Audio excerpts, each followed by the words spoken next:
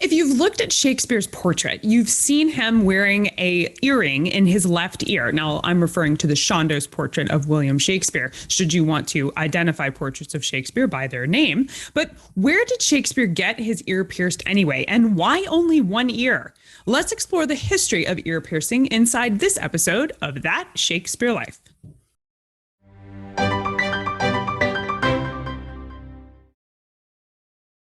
For the 16th century, earrings were only fashionable for men. While some women did have them, it was considered a male thing to have earrings, almost exactly opposite of the cultural dynamic we have around earrings today.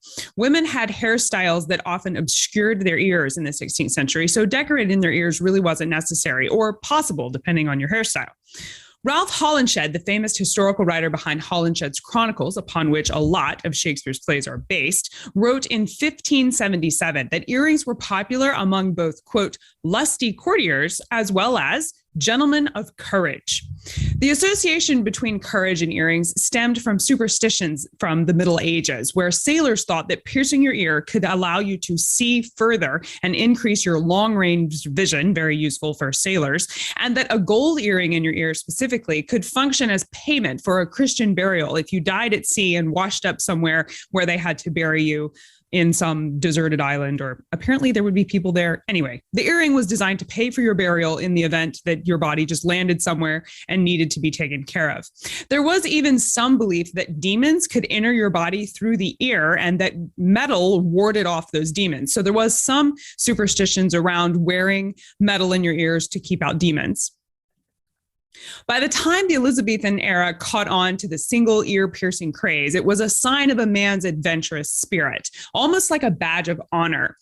We see portraits of men wearing single earrings not only for Shakespeare, but also famous explorers like Sir Walter Raleigh and even Charles I of England.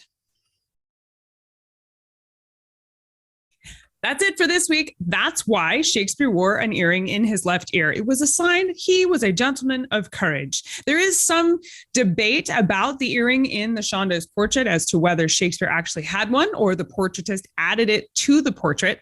So there's a little skepticism there in terms of the history research as to whether Shakespeare really had an earring, but definitely for that portrait, the portrait painter wanted Shakespeare to have that reputation.